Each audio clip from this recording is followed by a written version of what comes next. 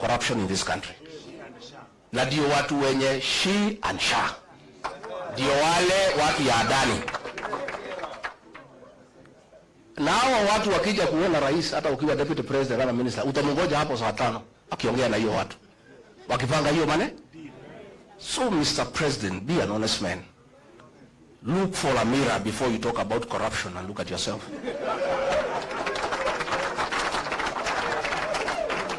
If you think the people of Kenya are very intelligent, Rigathi Gachagua has not been associated with any scandal in this country.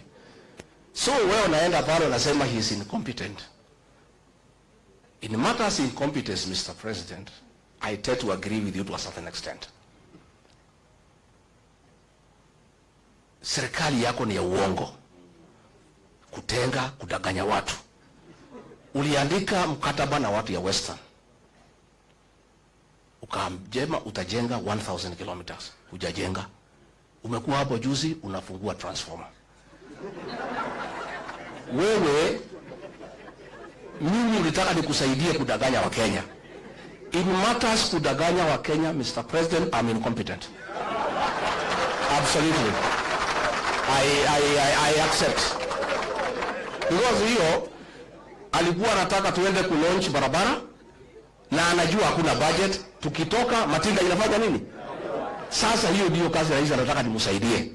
Ndio anasema huyu haelewi programu za serikali. Sasa kwenda kupeleka matinga ukijua hakuna kazi inafanya, hiyo ni programu ya serikali. He was telling me to go and defend Adani. Tulikuwa na Eugene Wamalwa, huyu mheshimiwa, na Wanyonga kwa mazishi Kitale. Huyu Wanyonga akaamuka, akalima serikali mambo ya Adani. Na mimi nakaa tu pale, I don't want to nod because I'm still in office. That Adani thing is the worst form of corruption in this country. So mimi nilipoamuka, I never responded. So one of the PAs ya mkubwa akanipigia simu. Mtu yuko huko, mtu ya 36. Wewe ni deputy president ya saa ngapi? Maana ya deputy president, you speak last. Dio ile maneno yote iko baya ya serikali ukanu. Kwa nini huyo Nyonka alilima serikali mambo ya Adani and you are not defending? Nikamwambia I cannot answer you. Tell your boss to call me. So president ananiambia, nimwambia mimi siwezi. That thing is corruption. I cannot defend it, Mr. President. I cannot. That is why he is saying I was not defending government programs. Sasa corruption, is it a government program? So wanasema ati I'm incompetent. Hii mtu hakuna kitu anaelewa. Sasa kama serikali ni wizi tupu, sasa what is there to defend? Walinipeleka Senate ati nimekataa watu watolewe Nairobi River.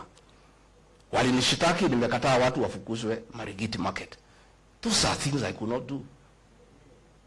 Ukiangalia hii maneno ya affordable housing, it is the worst fraud against the people of Kenya. And it's good today I tell the country. And those are things he was telling me to go to TV to defend. I told him I will not. Mimi pia nikichwa ngumu. That housing, initially we believed in the president. That ni ya kuleta ajira, nini, maneno kizungu mingi, we looked okay. Until it came to my attention, it has nothing to do with housing. Ni biashara. Ya kwamba PS wa housing.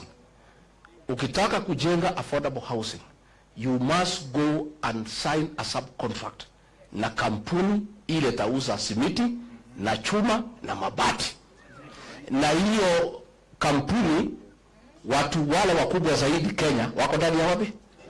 So this housing levy inatolewa kwa watu ya Kenya is to make sure these houses are going on. Ndio hao wauze simiti, wauze chuma, wauze mabati. That is what the president is accusing me of not understanding and being incompetent. Sasa mimi nauliza, na mimi nataka niseme, I want to assure the people of Kenya, this team I see here, and when I listen to the people of Kenya, because I listen a lot, once a new government is sworn in, that housing levy will have to be abolished so that we restore the dignity of the payslip. The dignity of the payslip. Wakenya wamehangaishwa zaidi. Na nimeona mpaka yule mkubwa ya wafanyikazi amekuwa ameingia kwa hiyo praise and worship team. Watu nakazwa mambo ya NSSF, mambo haongei. Kazi yake ni praise and worship. Those are the things sisi ambaye tumeshindwa kufanya. So finally ndio nimalize, because I wanted to tell the president, usidanganye wa Kenya. Useme ukweli, tulikosania corruption because wewe ndio unaeneza corruption na watu yako. Na it is impossible to make any progress in this country unless we sort out this country in terms of leadership. We'll sink lower and lower. Finally niambie watu ya Western, because mimi naona huyo jamaa amekwama hapo kwenu. Nyinyi mko na bahati that we are here to advise you. Alienda kwenu siku 6. Kwetu he was there 6 days out of 7 every week. Hakuna kanisa hajaingia. Hakuna barabara hajui kwa jina. Hakuna soko hajui kwa jina. And you would memorize, we are very impressed. Anataja barabara, Wakikuyu wanasema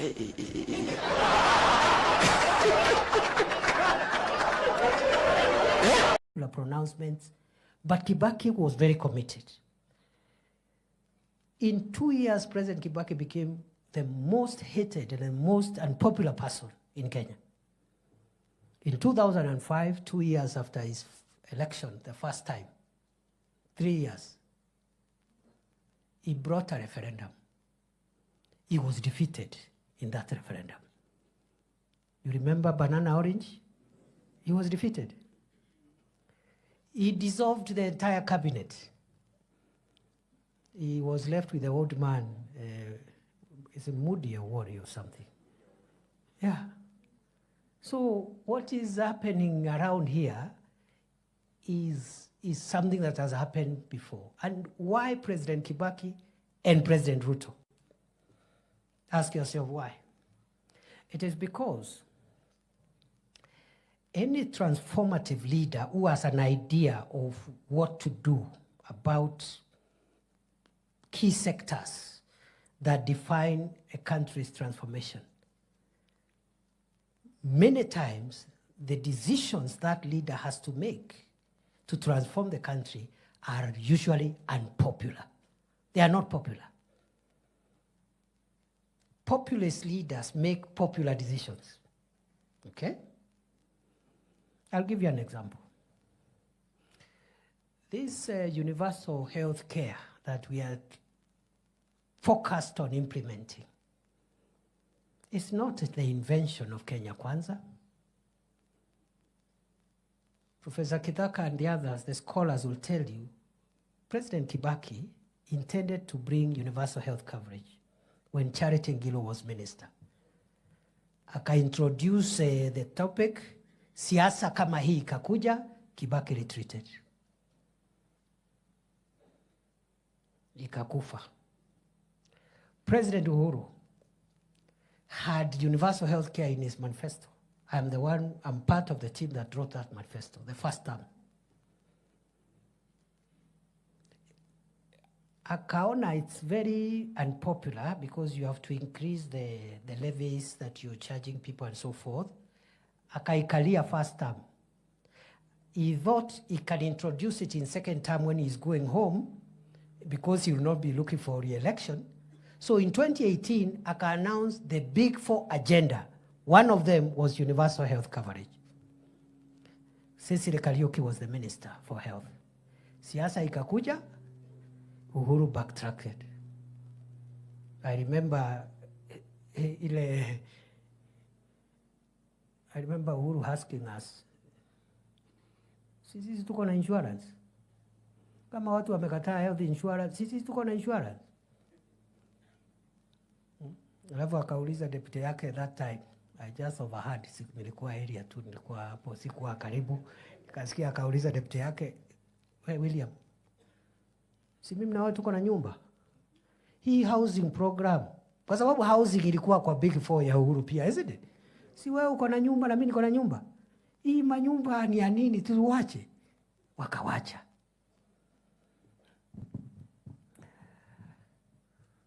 Brothers and sisters, I'll shortly tell you what housing and what a health insurance for every Kenyan means to the economy and to household incomes in a short while. But before I do that, I want to say for the last 2 years, President Ruto has struggled with what we call macroeconomic stability. Macroeconomic stability means, for those who are not experts like myself, I'm not also an expert in the economy, but I have learned from the experts. Macroeconomic stability are the fundamental foundational economic growth indicators that must be in place before you start now building the growth of the economy. One indicator is the strength. Macroeconomic stability. That is the Deputy President of the Republic of Kenya, Kithure Kindiki, when he is speaking. But of course, he's trying to act contrary to what is former, that is the impeached Deputy President was saying. That is Gachagua. Gachagua was saying that the government is trying to milk Kenyans.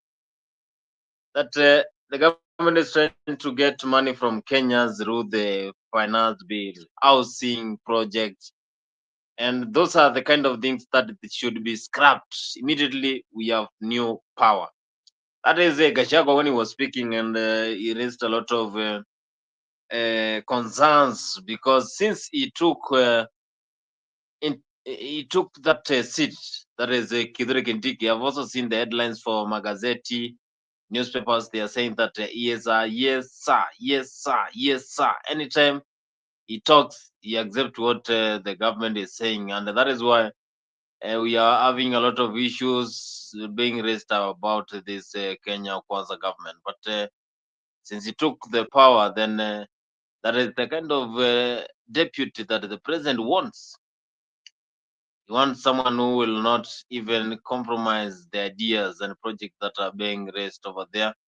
That is Kithure Kindiki when he was having that press there, trying to defend. But even the impeached Gachagua is saying that when they were in Kitale, the government was slammed by Onyonga, Senator Onyonga. You know, those are the kind of leaders who have been really attacking the government on a daily basis. Senator Onyonga, he really talked up a lot, and that is when Gachagua said that someone called him, and that is someone who is even a class 5 leader in the government. So he told him, let the boss call, and when the boss called, that is the president, he is saying, he told him that he cannot agree with things that are going to suppress Kenyans when it comes to developments, and that is what he did. That's what he did. That is Gachagua. Of course, Africa 24 political discussion. Johnny, there's a beautiful conversation. You can join us through the studio. You can also join us. I know a lot of people are following this conversation, but make sure that you adhere to rules and regulation here. Just make the conversation very interesting. Don't send messages that can give a disclaimer. But anyway, Chelsea lost, Arsenal lost when it comes to the football. But tomorrow we're going to discuss more about football in the Dimba El Afrique Sports Show. Now, we're having, today we saw what happened. There was a press and ODM members, loyal members of ODM, the likes of Gladys Wanga, the likes of Edwin Sifuna, Babo Wino. Today, very early in the morning when I woke up, I saw the tweet from Babo Wino. That is the member of parliament from Embakasi East, Babo Wino. And he just used a picture of former IBC chairman Wafula Chebukati, and he typed that may you rest in peace. So I was following those comment section there, and really Kenyans are really shocking. because of what they are typing about the death of Chebukati.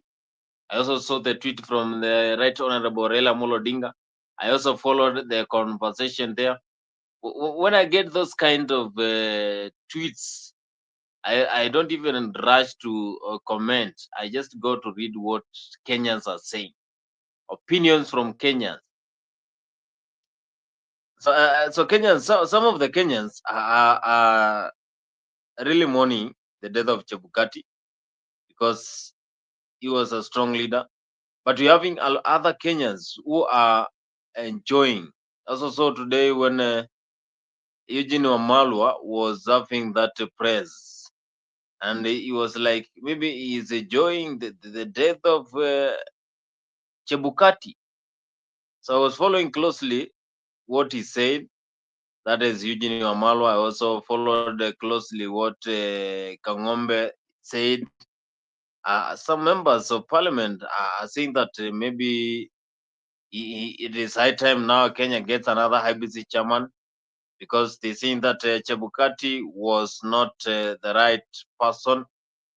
But we said here in Africa 24 that Chebukati may his soul rest in peace. But now some of the leaders also today I saw how Dismas Baraza was speaking and how the response was.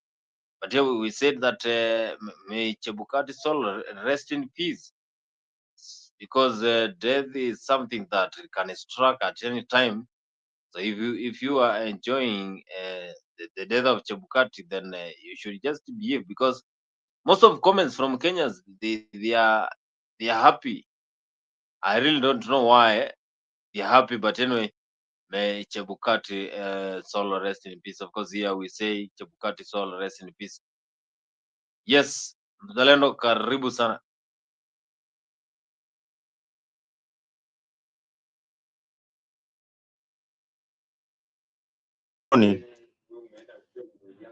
May Chebukati's soul rest in peace. And personally, I want to condole with the family of Chebukati. A lot is being said on the internet, the way he was a bad, the way he stole ODM and Raila's votes.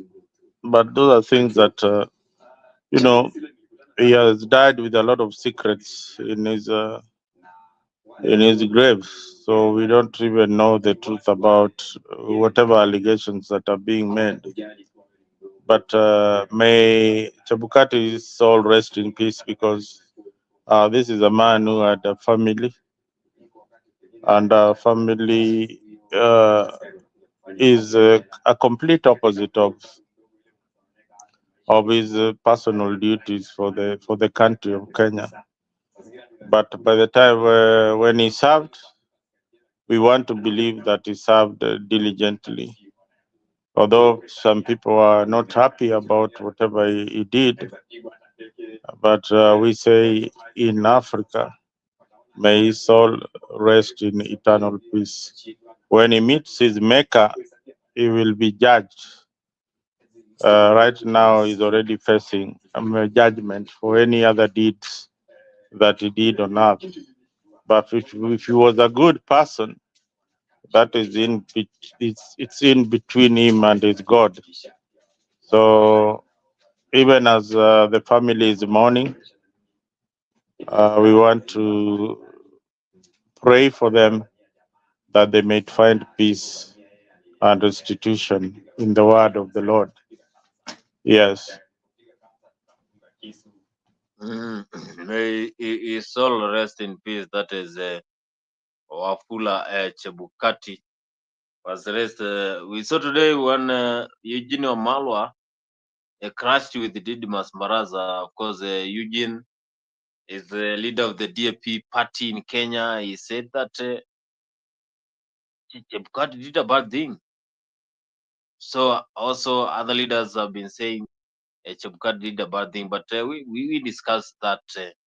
Now we had a press today whereby there was that conference And it's like now 2027, the Lake region is going to vote for William Ruto because the likes of Opiyo and I also saw Gladys Wanga speaking. I have also seen Alando speaking. They are now supporting the government. It's like 2027, it's going to be an easy game for Ruto to win. I Mzalendo, don't. you come from that I region. don't. Why do you think this is happening? Yeah, I come from that region, but that region, as I told you, is one of the most confused regions in politics today. The reasons why they are supporting William Ruto is to get back to the Kikuyu community, and that is all nonsense and rubbish. You don't know what kind of mentality is that.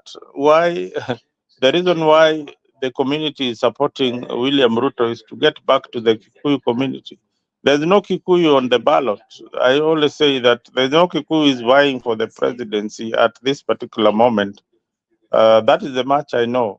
But they are not looking at the bigger picture. The bigger picture is Kenya. That's what we are looking at. When we are saying Ruto must go, then people are saying uh, they are talking about the issue of taxation. They are talking about the issue of insecurity. They are talking about the issues of abductions that have been going on. Just yesterday, I saw an MCA being abducted somewhere in Machakos. So those are the things that people are talking about. They're talking about the region of East Africa and the conflict that is going on in DRC. Is the government doing the right thing? Yeah, is SHA working properly? Have they articulated the issue of SHA? Right now, there is a strike that is looming. Yeah, about 8,500 doctors are going to strike. I don't know whether it's next week, and they're saying they're not going to negotiate with the government. They have to implement whatever they had discussed before. So those are the things that when you join a government like that, and you don't have any solutions to this, you're just swimming with the tide. Then it means that down there you are going to meet a cliff, and probably you'll be swept away by the same tide. Uh, the Luo community do not hold, you know, are not the custodians of democracy in Kenya the way they want to purport to be. They should look at as Kenya and where we are politically at the moment. What is really happening in the country that people are demanding service delivery. Forget even about the presidency. Let them not hide in government and not perform what they were elected to do. The MPs should perform what they were elected to do at constituency level and even at the county governments in Nyanza. These are the worst MPs performing. They have the worst MPs who are performing in parliament. They need to work for the people. They need to work for the people before even thinking about who is going to occupy the office. So Kumi bila break, yes, it's a good idea. You have got your understanding of politics that you have to join the government, that you have been in the opposition for too long. But this is my message, especially to the community, is that if you have a good president, then service deliveries should be to the 42 tribes in Kenya. So if we are all going to be selective, that the president selects the larger community for political power, then other communities like the Pokomo, the Kauma down in the coast. I know you don't know even of the Kauma tribe. When will they get a minister in government? When will they get a minister in government? If there is no equality and equalization in the presidency, what we are saying is that employ the best talented Kenyans in these positions. It is not about tribe. And when you're doing this to satisfy the other tribes so that you can get votes, then you compromise on service delivery. So it is that simple. And Ruto is doing that mistake uh, time and again. time and again is doing that. So political parties are formed to grab power. ODM right now, the ODM chairman, who is Professor Nyang' Nyong'o, is saying that they cannot be used to put off fire that are in government. They cannot be used anymore. They are probably looking at a way of having a presidential candidate in 2027. So that remedy of bringing Luos into government is not working to replace the Kikuyu community. It is not really working. Yeah, so that is the way it is, Mr. Boni. It's not working to, but Kenyans, some of the Kenyans are saying that they're tired by one leader coming from a certain region. Anytime we had Uhuru Kenyatta, we had Mwai Kibaki, we had Kalejins, that is Toroitich Arap Moi, we had Kenyatta. So they are trying to change the regions where the president will come from. That is from what they are saying out here. But I had a close look today to what Gladys Wanga said. I also had a close look to what Didmas Baraza said, and also even how the reactions is coming out after the support the Kenya Kwanza government gave to former Prime Minister Raila Odinga, and that only gives them that confidence that they are going to support the president, that the current government in 2027. And yet the former prime minister did not win. So what if he could have won? If he could have won that election, I'm very sure that they would have given him something that is interesting, something that is tangible, like cows. Because now he has not won, and still they have already been captured. And they are going to support him in 2027. Yet Kenyans are crying, and this is the Lake region that Kenyans during the Mandama. You see, if Raila did not win the AUC seat because we are regarded as the enemy of other states or other bodies within East Africa. How we carry ourselves. Look at how the kind of embarrassment we were to the rest of Africa. We carried every other Tom, Dick, and Harry to Addis Ababa to witness that occasion. A situation that we knew very well that we don't even have control over. Yeah, we don't even have control over. That means that even the intelligent community in Kenya did not advise the president about this particular move. Or even if they advised the president, then they must have given him the wrong impression that this thing you're calling AUC, you guys are winning. They were not winning. They were not winning, and they knew it very well that most likely they are not going to win the election. So carrying the whole entourage and spending taxpayers' money to go to Addis Ababa to witness Raila being an AUC commission chair was all, I mean, whether you went there on good faith or you went there to give moral support, the thing is that when you are talking about Africa unity and Pan-Africanism, then the campaign should have been pegged on the best African leader won. Look at the Djibouti candidate. Ever since he won the seat, there is no these big celebrations like, Mutuetu kind of politics has won the election. If Raila won, he would have won for Kenya. But if they campaigned silently, diplomatically, then most likely people would have not noticed them. And I think maybe some people changed their minds, even just in Addis Ababa, like that these Kenyans are really misbehaving. What is it? What is it that is so big about this seat that they want to show us? Then this seat is also not, it shouldn't be very apolitical. You should not be seen as, as a co-principal to the presidency. You should not be seen as an equal to each and every president in Africa.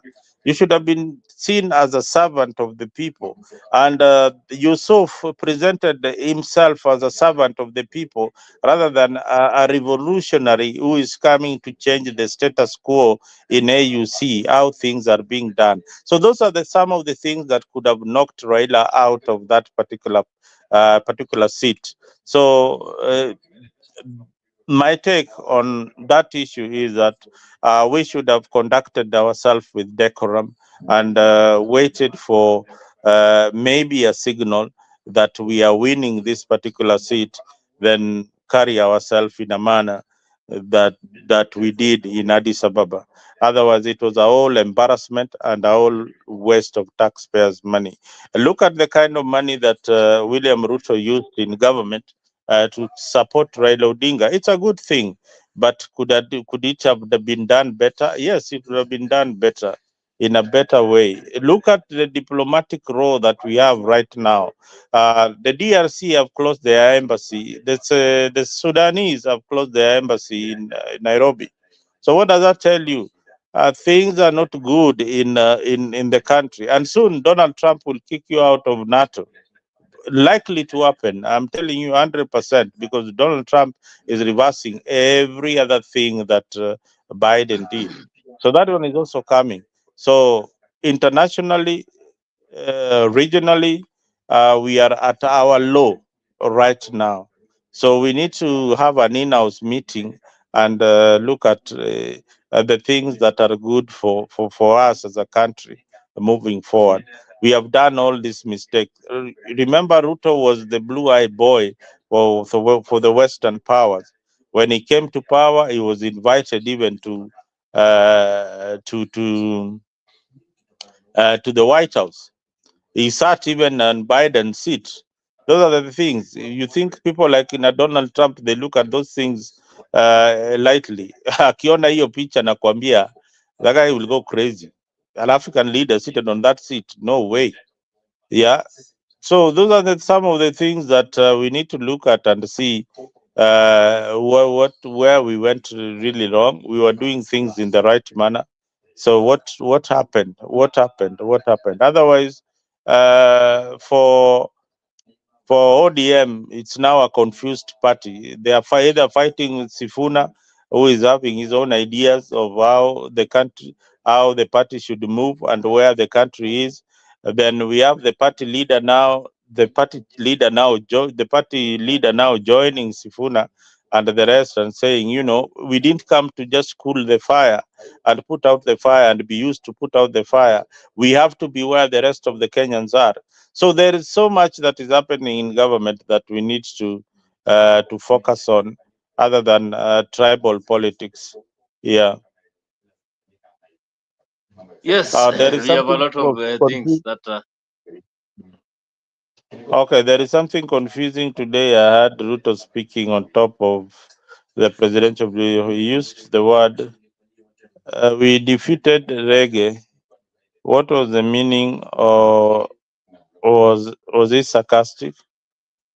Yeah, awesome. You see, this is politics. Politics in Kenya is so unpredictable. I told you guys on this particular channel that Ruto will work with Mount Kenya at the end of the day. And nobody believed me. But now the telltale signs are I am telling you, there is no way you leave a very important ally like the people of Central Province and jump to unpredictable people in Nyanza and tell me, and you know that very well that they lost the election and they don't have the numbers in Nyanza that are equivalent to Central. And to tell me Ruto is going to just be that blind. No. He's too smart.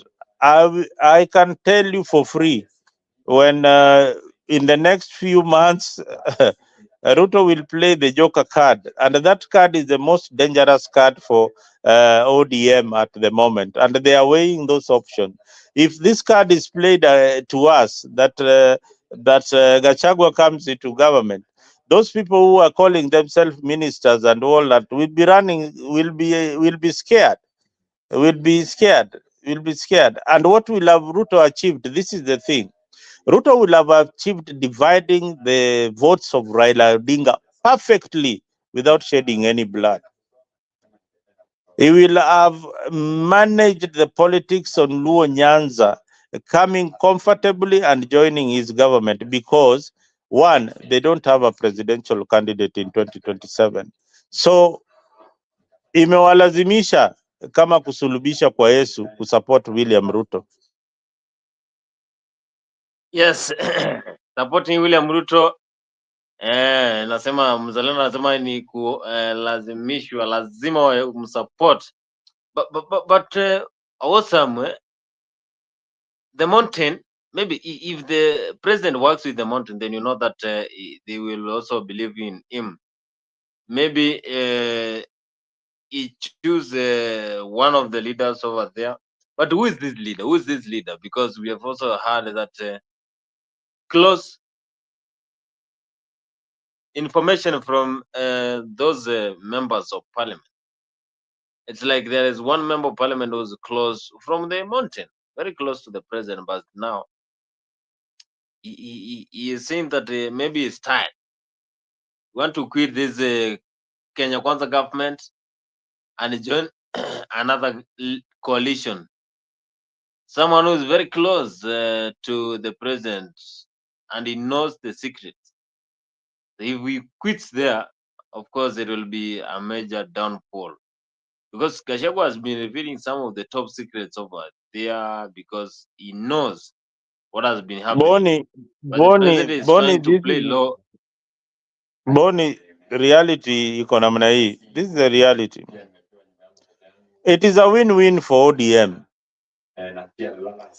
If Ruto wins in 2027 and they are still in government, they still win.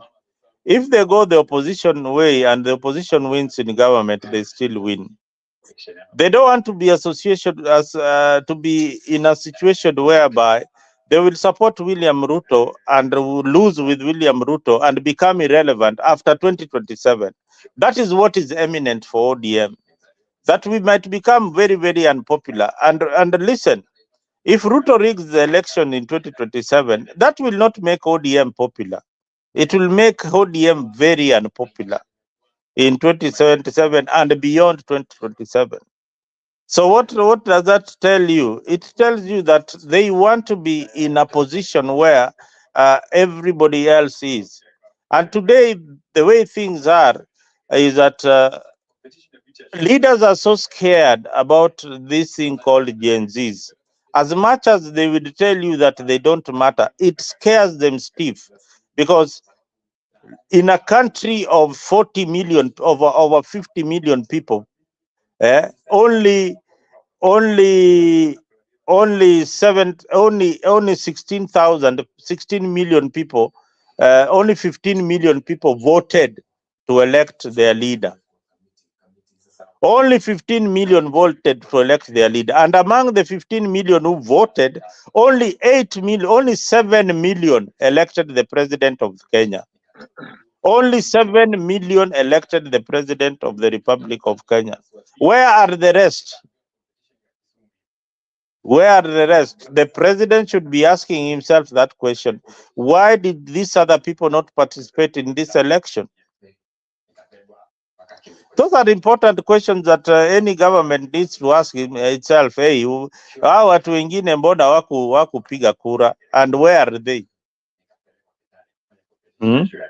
Yes. Ruto has supporters from Mount Kenya region, especially the eastern part. He has also softened Nyanza, and I think he is very smart come 2027. Na majenzi wataenda kupiga kura, majenzi watapiga kura na wataamua pia. Watasema mtu wao ni nani na mwenye wanataka ni nani. Majenzi pia wako kwa mtaa. Majenzi wataingia pale na watapiga kura na ndio watu watashangaa. Mimi nataka kuona majenzi wao kupiga kura wako wapi? Wapige kura pale tuwaone, waende watupatie kiongozi.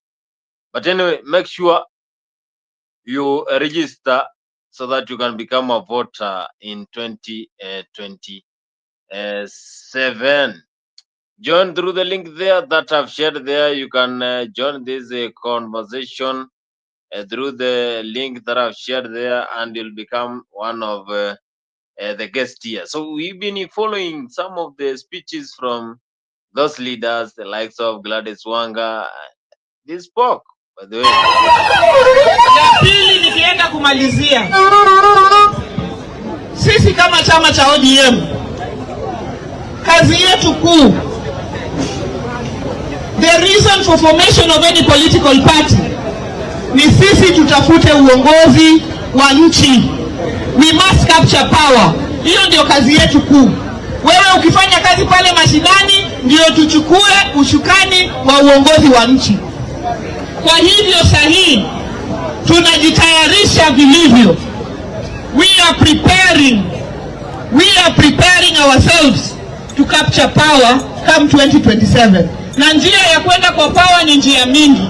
Tutafuata njia yoyote ya haki na iko katika sheria, ya kisheria, tufike katika power come 2027. Sijui kama nyinyi mko na imani kabisa. Mko na imani? Wale wako na imani kwamba tutafute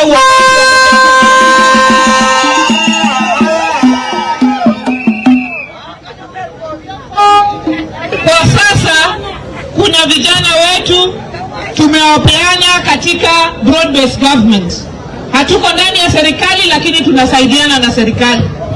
Kijana wetu Hassan Ali Joho sahi anaweza kuja hapa na mambo ya blue economy, asaidie wavuvi na mambo ya mining. Huyo ni kijana wa pwani, si kijana wa pwani. Najua Hassan Ali Joho. Nampenda. Juzi tumekuwa Addis Ababa. Nyinyi mlituona huko. Hapa mkutuona.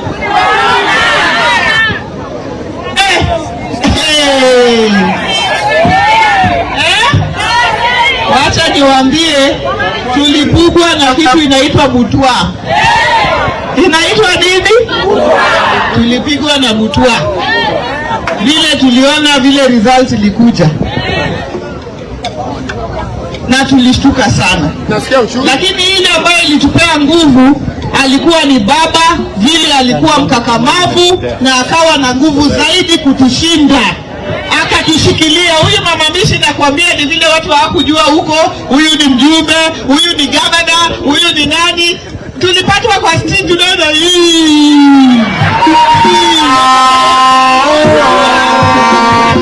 Hawakujua sisi ni nani. Baba ndio alitushikilia akasema msiwe na wasiwasi. Kila jambo, every dark cloud has a silver lining. Kila jambo ambayo inakaa kama iko na giza itakuwa na shining star. Sisi tunamgoja baba arejee, alafu tujiunge pamoja tuone ile direction tutachukua. Lakini hilo lazima niseme kama mwenyekiti wa chama. Tukiwa Addis Ababa, tunataka kumshukuru sana rais wa nchi, Mheshimiwa William Ruto, kwa sababu ile yote angeweza kufanya kama mwanadamu, baba apate ile kiti alifanya.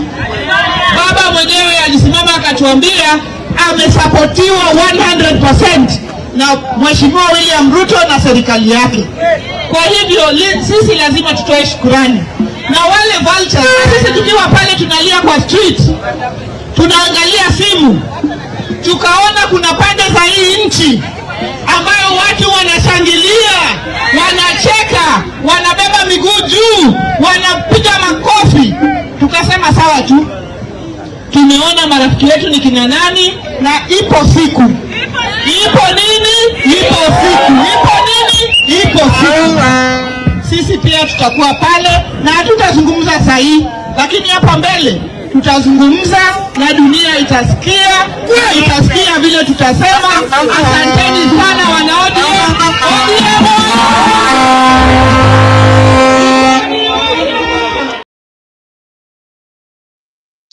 Aya. Huyo ni Gladys Wanga anasema those are the Lake regional leaders. They are saying that they are going to support the government. Now if they are going to support the government, what will happen in 2027? Because I thought kwani baba akisema kitu pia watu wanafuata.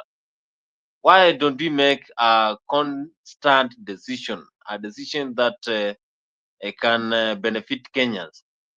Maybe if Baba really said that he was supported by the president, then let Gladys Wanga, let the other leaders now say it. If Baba really got the support, then we are not going to follow the direction that Baba is taking, because we don't believe that the government is working. But now, since Baba, Raila was given the support, that is, they call him Baba. Since he was given the support by the president, then now they are going to, all of them, they are going to follow that direction. Is that direction safe? That is Gladys Wanga and the other leaders who are saying that they are going to do that. They're going to support because of the support they got from the government. Is that the right direction that we should take as the country? Promise, I've shared the link through the comment section. You can join through the link there and you become part of this great conversation as we pioneer our today's show. But how does this change? Of course, it's a U-turn. It's a U-turn because the Lake region now turned to be supporting the Kenya Kwanza government, while Kenyans they thought this Kenya Kwanza government will never one day come together with the ODM. But those are the ODM top leaders. But Sifuna over here, Edwin Sifuna, is still intact. You saw what happened over the week whereby he was having that discussion with one of the TV stations, and he said that if you are Kenyan and you are planning to re-elect the president, then you are mad. That is Sifuna. I think that Kenyans deserve the best when it comes to leadership. That is what Edwin Sifuna said. If you are Kenyan and you think that re-election the Kenya Kwanza government is the way you're going to be saved, then that is wrong. Hey, those ants are we safe? Sisi kama wizara tunasaidia Mheshimiwa Rais kutimiza ahadi zake ambazo walitoa kwa wananchi wa Baringo na wananchi wa Tiaty. Na Mheshimiwa Rais ametoa amri ya kwamba wakati tunasambaza au tunafanya mambo ya maendeleo tuifanye katika pembe zote za nchi bila mapendeleo yoyote. Na Mheshimiwa Rais vile vile ameamua ya kwamba ako na jukumu ya kuunganisha nchi ili nchi iwe kitu kimoja, bila kujali kabila, bila kujali rangi, bila kujali dini, bila kujali eneo. Hiyo ni jukumu ya Mheshimiwa Rais William Ruto, na sisi ni kazi yetu kumsaidia ili aendelee kuunganisha nchi iwe kitu kimoja. Na Mheshimiwa Rais vile vile anaendelea kufanya kazi pamoja na Mheshimiwa Raila Odinga. Baba Raila Odinga ndiye alituma sisi tufanye kazi katika baraza la mawaziri ya Mheshimiwa Rais. Na baba Raila Odinga vile vile juzi wakati aliwania kiti cha mwenyekiti cha AUC alipata usaidizi mkubwa sana kutoka kwa Mheshimiwa Rais William Ruto. Na sisi hatuwezi sahau. Sina maana hiyo. Hata nyinyi wananchi wa West, wananchi wa Tiaty, wananchi wa Baringo mtasahau kweli ya kwamba Mheshimiwa Rais Ruto alisaidia baba Raila kula Addis Ababa. Ndio. Sisi tutaendelea kufanya kazi pamoja na Mheshimiwa Rais na tunamwombea aendelee kuunganisha wananchi wote ili Kenya iwe kitu kimoja na tupate maendeleo tukiwa kitu kimoja. La muhimu vile mwenzangu afiki yangu Jematia alisema hapo awali, as a government and as a ministry we have a duty to communicate the plans that we have for the country in every corner of the country. We have a duty to communicate our development plans. That is what we plan to do. We also have a duty to communicate what we are doing. Similarly, we have a duty to communicate what we have done. And that is something we shall continue to do without any fear of contradiction. And we shall do it because it is the right thing to do. We cannot be ashamed of telling our people what we are doing for them, what we have done for them, and what we plan to do for them. Yesterday, Jeremiah told me that even Awesome, who is in the comment sections, anyone who gets into the government, then we have been subjected to these corruptions, these squandering public resourcing, misusing public funds. So even if you are even if you have that quality of being a leader, then you get into the government, you have to be corrupt. You have to accept that you have to use public resources. You have to make sure that you use resources in the wrong way, but you will not admit. That is what my good friend Jeremiah yesterday told me, that anyone else who gets into the government, he or she will just be the same leader like the others. He will not be different. That is why we are having these leaders being like they're doing a betrayal to Kenyans, because we thought that the broad-based government, they are going to perform. We thought that the likes of Hassan Joe, the likes of Wandai, the likes of Kwanza Joe, yeah, kinoma noma, used to say kinoma noma, is a close friend and a loyal follower of Raila Odinga. So Kenyans, I think Kenyans should also not keep hopes that Raila Odinga, if becomes the president, then he can change the situation of the country, because we are seeing this picture now when it comes to the likes of Opiu and Hassan Joe. We are seeing it. Even if we are having Junet Mohammed as the deputy president, then he will do that. Even if Edwin Sifuna now becomes the deputy president of the Republic of Kenya, he will do that. He will be just corrupt. He will just use public resources in the wrong way, because you have the money, then you will just try to do like the others. So you're not different.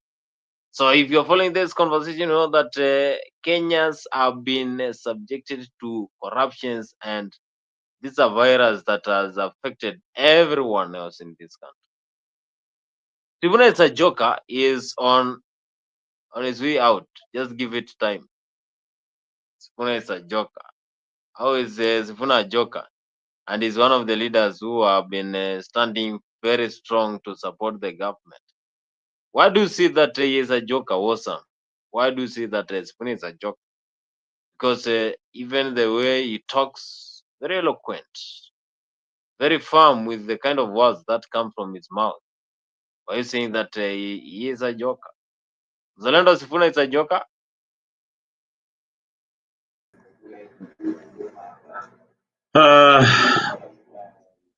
I don't want to say that Sifuna is a joker. Sifuna is a principled political leader of the Orange Democratic Movement.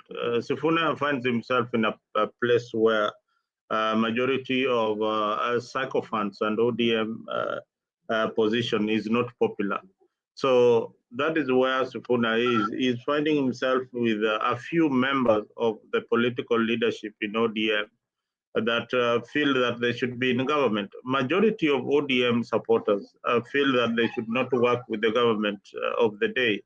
They feel that ODM is in this unfamiliar territory that they have never been before. Remember, Sifuna, the Secretary General of ODM, has been agitating to form government. as the party.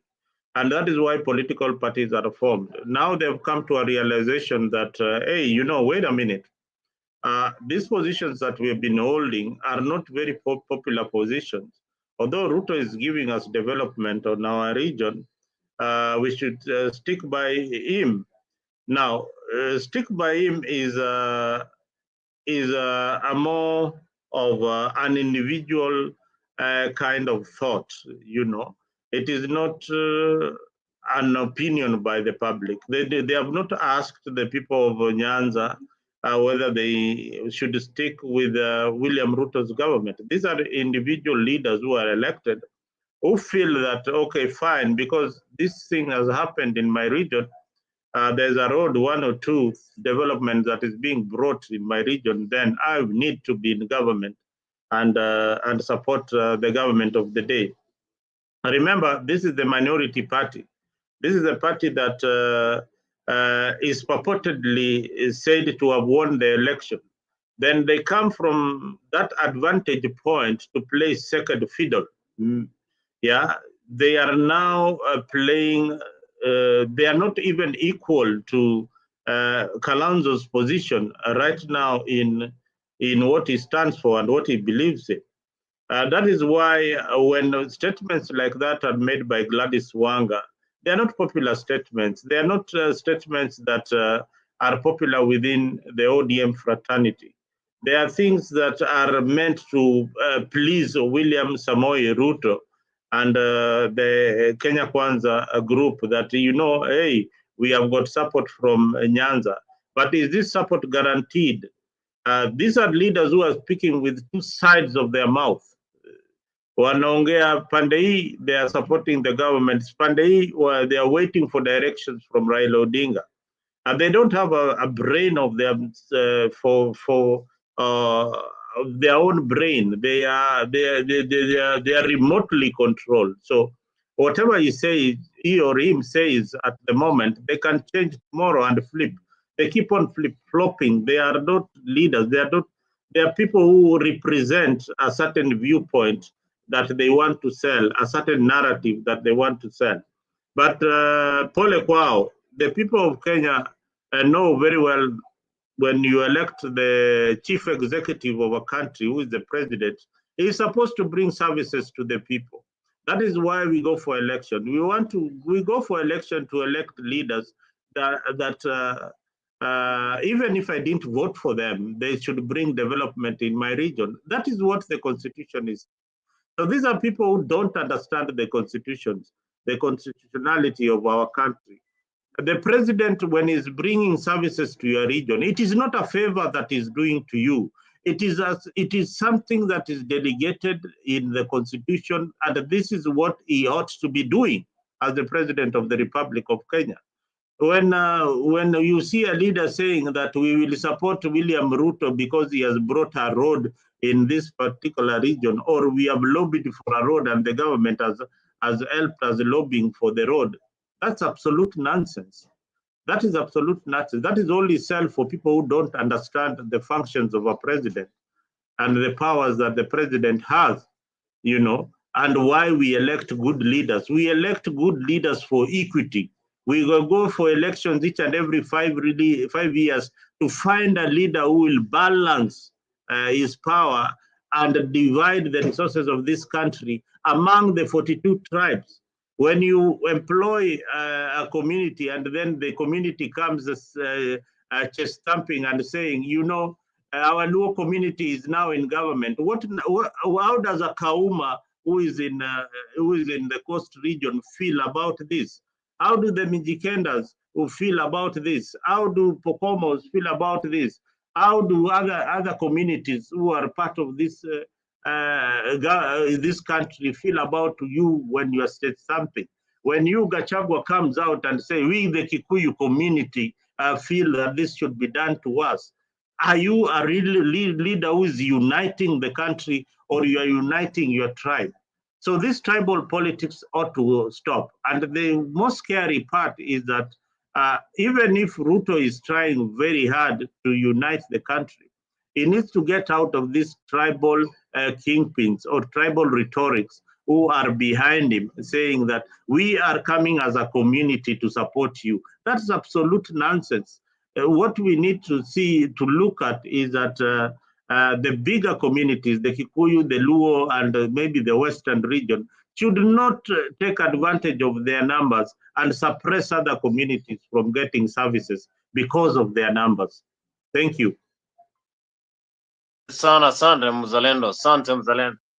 Now Jared karibu sana Freak 24. Now Jared, we have seen ODM leaders there today. I was shocked to see Gladys Wanga saying that they will support the Kenya Kwanza government. And she's one of the close members to Raila Odinga, because only Raila got full support from William Ruto during the African Union chairmanship campaigns. What do you have to say? Is this a betrayal to Kenyans? Why is ODM now doing this? What is your take about ODM now supporting the KK government? You know, ODM seems to be in a mix, because today there were two events. There was one event in Mombasa where Gladys Wanga and the Mombasa governor attended. Then there was the burial of the great professor of history, Professor Betwell Ogot, in Game, where where the governor of Siaya, Anyang' Nyong'o, and the governor of Siaya, James Orengo, and the governor of Kisumu, Anyang' Nyong'o, attended. So, you know, I want, before you say that, you know, ODM is talking one language, you know, you need to analyze the two events today. Unfortunately, Sunday, so it's yesterday, the two events yesterday. In Game, Anyang' Nyong'o was clear that, you know, they only helped Kenya Kwanza government when it was on fire. What he meant was that, you know, they helped them to put on fire when it was on fire. And it was very, very clear that, you know, they are not going to play that role of helping them anytime they misbehave. That was the talk of Anyang' Nyong'o when he was in Game. James Orengo was very, very clear. He said that, you know, politicians, you know, forget very fast. And I remember him, you know, saying that if Shakespeare was alive today, you know, he would have perhaps recommended, you know, for the killing of all politicians, you know, because politicians forget very, very fast, you know, where they have come from. But, you know, in Mombasa, Gladys Wanga, you know, was, you know, pouring all manner of flowery words on William Ruto. But I know where Gladys Wanga is coming from. One, remember that, you know, just recently, Gladys Wanga's husband was, you know, appointed to chair the nuclear agency, one of the parastatals we have here. Secondly, you know, there are rumors on the streets of Kenya that, you know, he's likely to become William Ruto running mate in 2027. So, you know, given those two developments, then you don't expect any other language from Gladys Wanga, because where she stands, you know, she's benefiting from the government of William Ruto. You know, unlike people like Anyang' Nyong'o and James Orengo, you know, Anyang' Nyong'o and James Orengo have a history in this country, a history of standing for democracy, a history of standing for human rights, a history of standing for the rule of law. They have a history, you know, because these are people who have been in politics for now spanning almost 35, 40 years. I think Orengo is even almost 50 years, because I believe he was first elected somewhere in 1979. That's when he first became, that's the first time he became member of parliament. That's 46 years ago.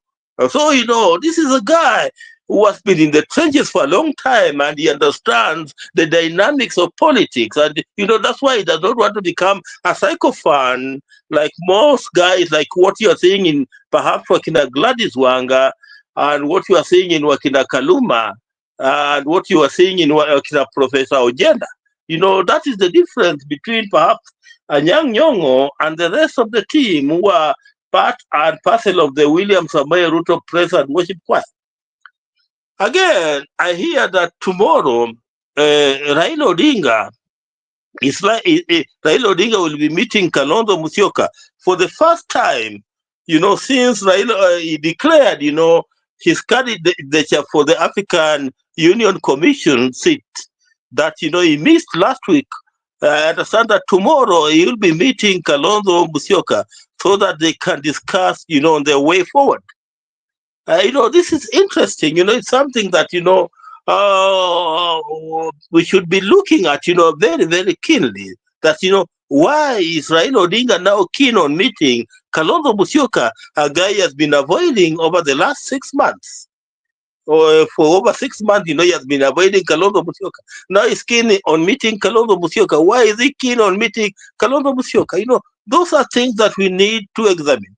Again, the talk of guys like Wakina, Edwin Sifuna, if you want to dismiss what Edwin Sifuna is saying, on the surface, then perhaps, you could end up getting disappointed. Because, last week, or just this week, Sifuna was on Citizen TV just Thursday, 2 days ago. And he was very, very clear that, ODM was not going to support Kenya Kwanza for the sake of it. And he was very, very clear that, where William Ruto has reached, it does not matter even if he was to be supported by Raila Odinga. And he was clear, and he said that even if Raila Odinga was to support William Ruto, William Ruto could still lose. So those dynamics are playing, already what Raila Odinga wanted, he has lost it. So, he needs to, so perhaps he's trying to come back to this country to try and strategize, for perhaps 2027. I don't know what direction he'll take, but perhaps that he wants to strategize. That's why perhaps you hear talks of him now wanting to meet Kalonzo Musyoka. So, I'm very sorry to say this, that, people like Wakina Kaluma, people like Wakina Gladys Wanga, people like Robert Alai, people like Ojenda, people like this MP for Alego Usonga Tandi, if they're not very, very careful, and with the Raila man that I know, they could end up being left with the egg on their face. Because, Raila Odinga is known to change like weather. Like we say in Nairobi in the morning, it's shiny. Then in the evening, it's raining, cats and dogs. That's how Raila Odinga behaves politically. So, with Raila Odinga, you must be ready to adjust, if you really believe in his ideologies, which I no longer believe personally. So those who are still tied on Raila Odinga must read Raila Odinga the way they read weather. Because if they are convinced that, Raila Odinga will support William Ruto come 2027, they could they could end up, having the egg on their face, they could end up being Raila Odinga. His history since 1997, is known that he's a guy who can't change any time. You remember he joined Moi, and when things were not working, tukaambiwa kwamba Njogo imemeza tractor. If you remember kwamba Njogo imemeza tractor, then, he joined Mwai Kibaki when things were not working or the way he wanted them to work. They formed ODM. And, it has been the same thing over and over again. So, if you are a man who believes in Raila Odinga and you want to benefit from Raila Odinga's political clout, then you must always be a good student who is reading him the way you read weather, so that when he changes, you change with him. So, for people like Wakina Gladys Wanga, I'm sorry to say this, that, if they're not very, very careful, Raila Odinga tawawacha kwa mata. Perhaps that's all that perhaps I have to say, unless you have a question for me. Hey, that is great. That is great. Now you said that Raila Odinga is like a camouflage. He changes. Do you think that he can still change and say no to William Ruto in 2027? there are signs that Raila Odinga could dump William Samoei Ruto.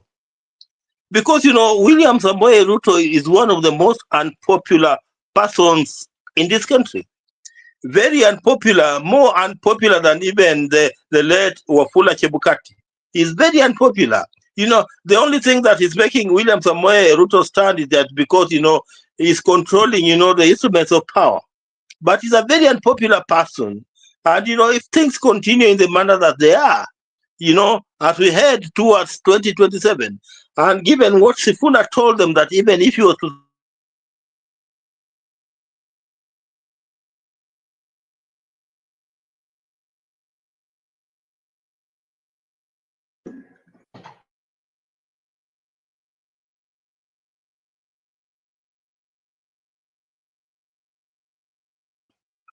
he could study the dynamics.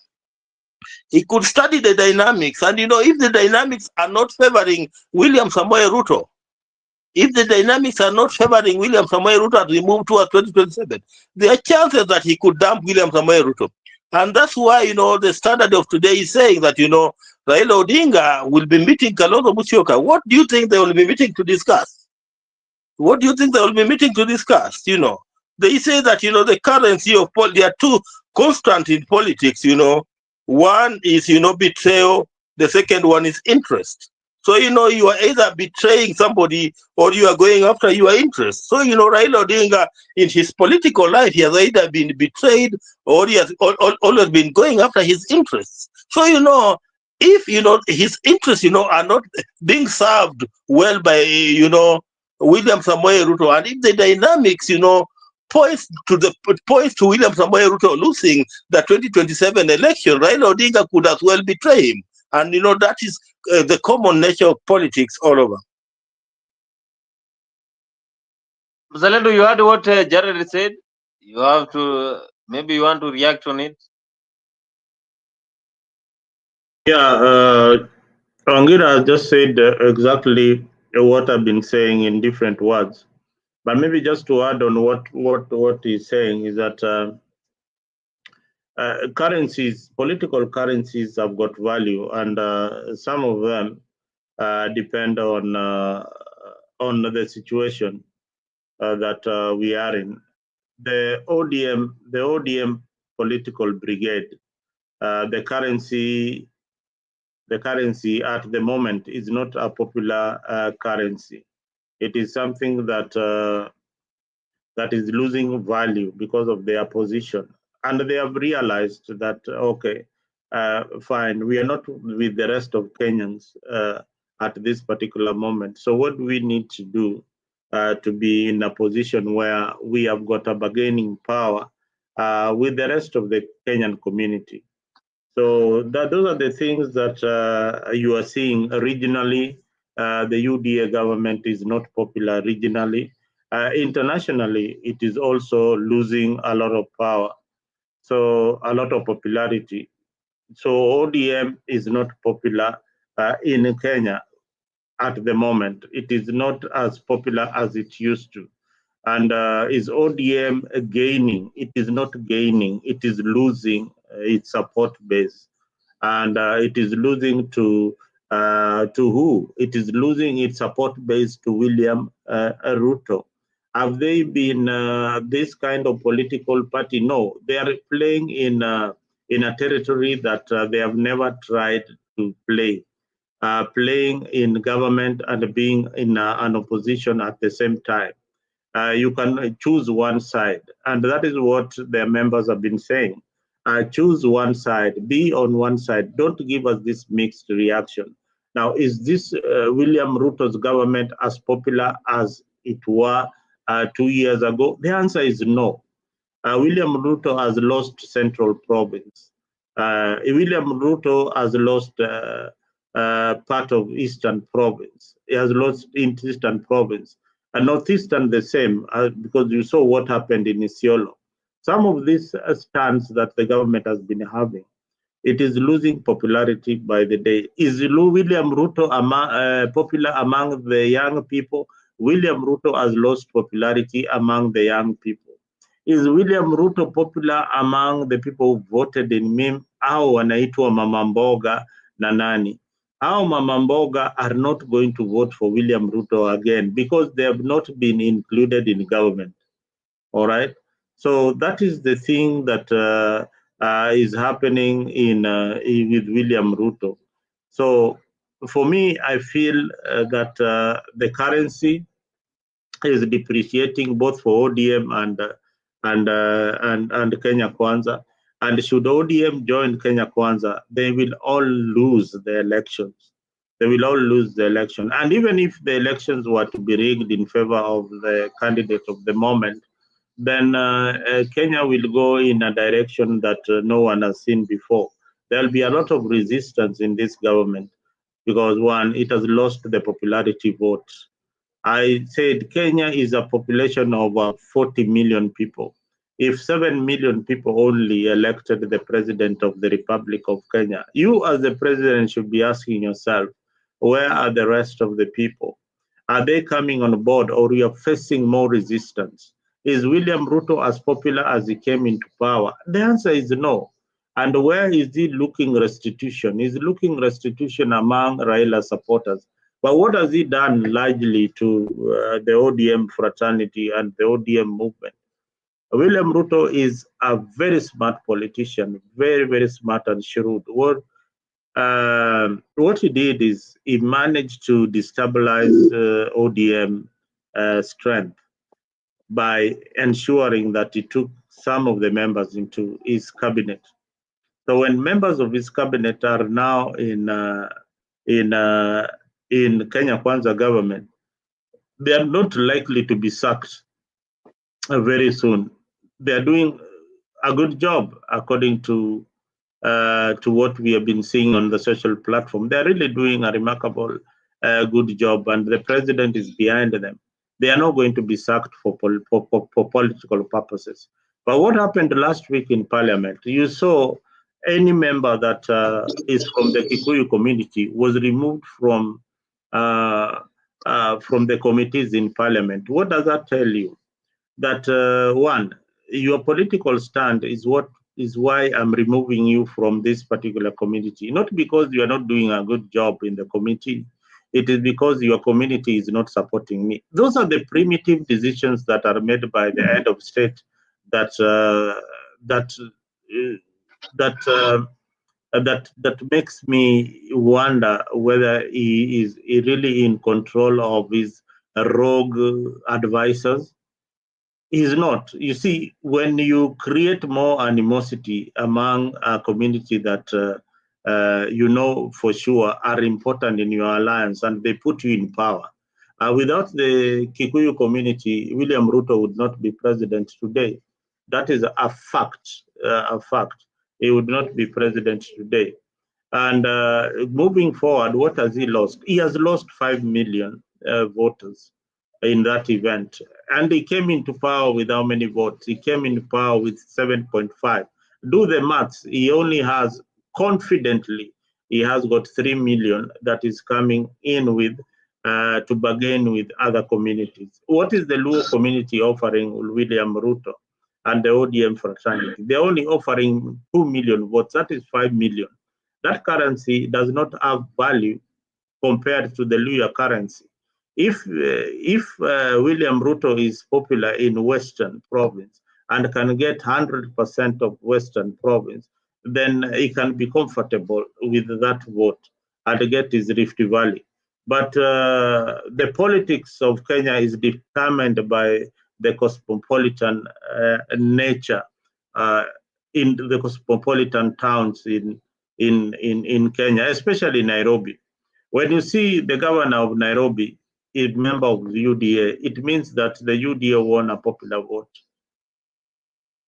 When you see the governor being replaced in Nairobi, remember, know this and take this to the bank. The governor will be from Nairobi,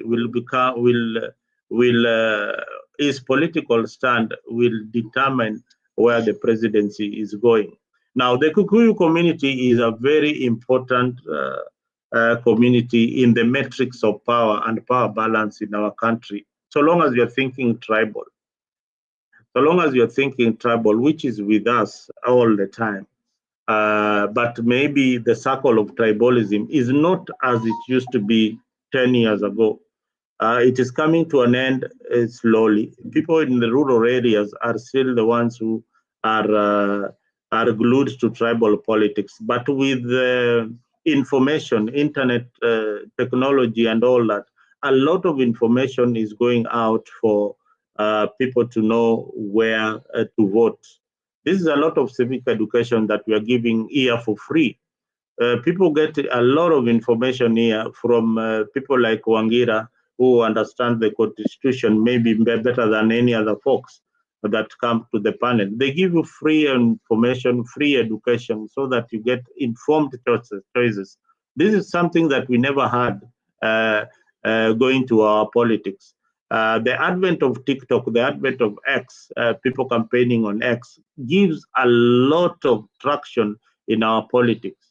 So people should not take it for granted. When you see the young people on social platform being interested in politics like never before, I can tell you a few years ago, I would not tell my children about politics who are 18 and over, and they tell you they don't feel they will not go, they will not vote. It was not important for them.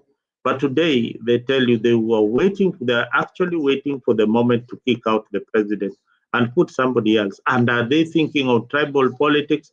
Every time you mention tribe to them, they look at you like somebody who is so backward, somebody who does not understand things the way they are supposed to be done. And that is the way it is. Your children are no longer marrying from the same tribe. They are marrying from different communities and even different cultures. And it brings the diversity of who we are as the people. So we need to focus on what are the fundamentals that bring the people together. Have they really changed drastically in our politics and in our way of life? Yes, things have changed. We are no longer looking at each other on tribal license. But as the politician changes, the politician is refusing to change. The politician is refusing to change. The likes of what Wangira mentioned are refusing to change. They're still back into their tribe, saying that we as community, we saw who supported us. So if some Kikuyus don't like Baba, then that is the entire Kikuyu being punished in order to please William Ruto. So you are just joining government because you want service delivery, but you are joining government to punish other people, who are not probably even running in office. So that is how narrow the politician in Kenya is. That is when they pick the microphone, you listen to what they say, and you realize that 99% of what they're saying is not something that will bring development to their regions. It is something to appease either the ego of the kingpin, who is Raila Odinga, or the ego of the kingpin, who is William Samoei Ruto, and because of the benefits that Wangira mentioned. So the benefits that come in government determine how I am going to speak to the masses. Because William Ruto has done for my husband a favor and my family a favor. So I want you all to support him because he's supporting my family. What nonsense is that? So that is where we are. Thank you. Asante sana mzalendo. Wangira had said that maybe in 2027 we saw that is last year. Last year we saw the president trying to say that in 2027 he might take a woman as the deputy president. Now, Mzalendo, do you think that Gladys Wanga, or of course we have the big six, Gladys Wanga qualifies to become the deputy president of the Republic of Kenya as a woman for the first time? You know, there are women of substance in Kenya. There are women of integrity in Kenya. I don't think that Gladys Wanga has reached that point of integrity, or like the late, people like Professor, like Grace Ogot, like Phoebe Asio, like Charity Ngilu, like Martha Karua. I've not seen, I don't think she has reached that level where people would put her in the same pedestal as a president. No, I don't think she has reached. What has it? What we need to look at her achievements locally. What has she achieved so far that is so great that we need to be? We need her as the vice president of the Republic of Kenya. What is she bringing on board that is so important to the people of Kenya that we need this woman? Is it affirmative action? Affirmative action for me is overtaken by time, and is overtaken by time. If the Beijing conference were to happen today, I mean, we'll tell them that, even here where we are, women are struggling for position. Young women, you find young women fighting for position with men, and they win because of the substance that they bring on board. Women in Kenya are used to favoritism. They are being given favors, things for free. Yeah, things for free. They have been created for a position. She's like women rep. So what does that a woman rep do that the member of parliament does not do, or the governor is not doing? So what is the function of a woman rep? So it means that the governor will not stand with the women. If the governor implements policies that come from the county, brought by the MCAs, does that mean that MCAs work for the men, and women representative work for only the women? So what are these women doing that is so special that they have to have a seat in parliament? This is the excesses that we have in the Kenyan government, that if we had a good leader that would come out, it is an unpopular decision, but it has to be done at the end of the day. The next president, unfortunately, I don't see him among the political circle. The next president should be one that would come and say that, we don't need the women rep position. We don't need it in our constitution. We don't need the 47 counties. We don't need them. Let us go back to the 8 provinces that we used to have. Why? Because we have got a lot of debts to pay and money is not coming. This money that we are wasting to pay some 47 county governors can go back to paying our debts. We don't need a minister for mining in Kisii and one in Homa Bay or one in Migori, and the terrain is the same, and we have a national minister for mining in the national government. So these are the things that we are saying. These are the things that we are saying are excesses that we need to really fight for. Yeah. Wangira. Yes, Wangira, do you think that Gladys Wanga qualifies to become the next deputy president? And of course, the first woman. Zelendo has compared Wanga to the likes of Ukambani, Kaluga Ngilu, the likes of Wangari Maathai, and of course the lawyer Martha Karua. Because he reported that, yes.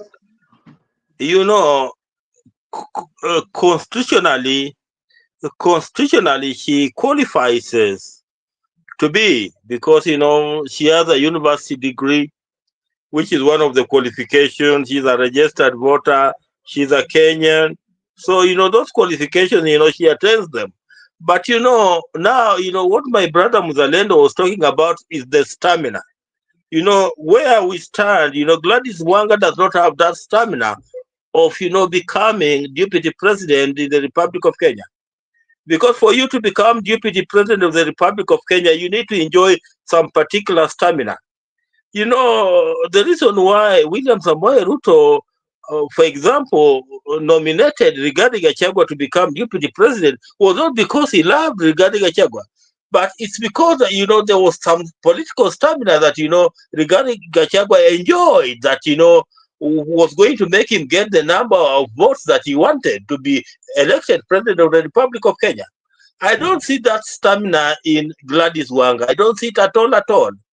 And I've joked that, on my Facebook page, a few hours ago, that it's certain that, William Samoei Ruto will be going home on 10th of August 2027. But if he was to make a mistake of nominating Gladys Wanga to become the running mate, then, his going home will be assured as early as 8 a.m. on the 10th of August 2027. So, Gladys Wanga does not have that stamina. And I see the same problem even with the, Kithure Kindiki. Kithure Kindiki equally does not enjoy that stamina.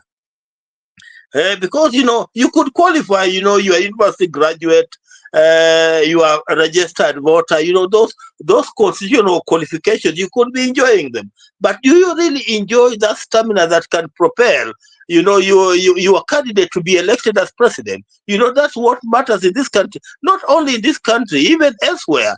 That's what matters. For example, we saw it in the United States where, Madam Harris was nominated to run on the Democratic Party. But, things, went haywire, but because perhaps she never enjoyed the stamina that she was supposed to have enjoyed. And perhaps it was the same problem with Hillary Clinton the other time when she tried to run, the lack of the stamina. So, I don't see that stamina in Gladys Wanga.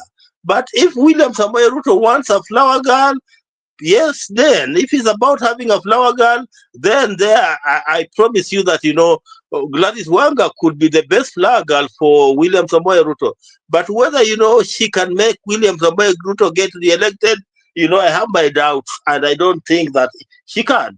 The same way I have my doubts, because today where it stands, Kithure Kindiki is another problem. Because, he's another flower boy, with no added value to William Samoei Ruto politically.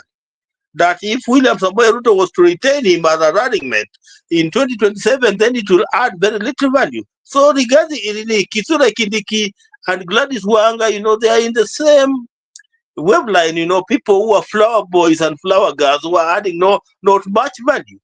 And again, dynamically, let me tell you, the Luhya people, have become very watchful.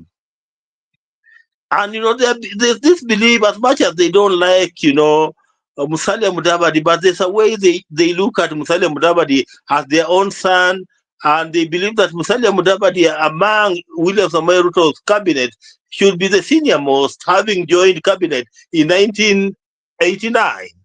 That's when he was first appointed as a cabinet minister in 1989, after the demise of his late father, Moses Mudamba Mudavadi.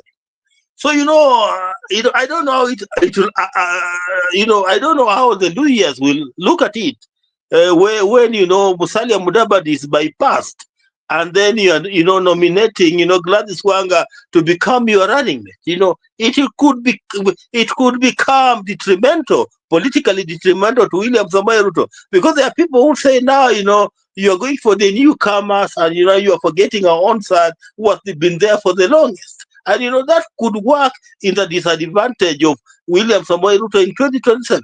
So, I don't know how. I don't know how. But Gladys Wanga, no. I was joking the other time here. And people, I don't know whether it was here or on another platform, where I say that, you guys don't be shocked, because Baba is now aging. And as when you are aging, and that ahead of you don't have many years, then you jump on any opportunity that comes your way. The way Baba was jumping on the African Union Commission opportunity that came his way. So there could be funny dynamics in 2027. Don't be shocked. If Baba himself becomes, William Samoei Ruto's running mate. It's possible. He can decide to become William Samoei Ruto's running mate, and it's very, very possible. And if you was to decide to become William Samoei Ruto's running mate in 2027, then perhaps that one has the potential of turning the table. Perhaps that's all I would say. Okay, the funny thing, I don't know whether Raila can become William Ruto's running mate. I think he would be stooping very low to become William Ruto's running mate. Then after that, he becomes what? Yeah, because or is it just ceremonial to make sure that William Ruto gets the necessary votes from Luo Nyanza or from his ODM base. But it can never be a sure bet. I differ with you in that. There is no way that a currency that is losing value can appreciate by making such a move to join William Ruto, not as an equal, but as somebody appointed by William Ruto to help him govern the country. But I think there is a possibility of that. There's a possibility of that happening.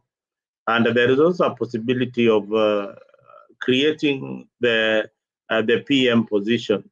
But unfortunately, to create that position will take us a longer time to realize who is going to occupy that position before the elections.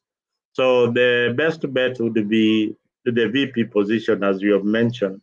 But can Raila Odinga accept the offer? I think by Raila moving towards William Ruto, he lost a lot of popularity, a lot of popularity in that, and he knows it. He knows he lost popularity in that move. Should he continue losing popularity? At this point, I would say he doesn't really care anymore. He can decide that, okay, fine, my time is up. Let me continue doing what I want to do. So to please Raila Odinga, to please himself, he can make that move. But what happens to people like Kindiki? They go back to now the Gema community. Even the little votes that William Ruto would have gotten from the Gema community, he might not get them this time around. So that is the way things are. So things might change drastically for if Baba decides to go that direction, and William Ruto might not benefit from that. So kuna hiyo mahesabu wanapiga.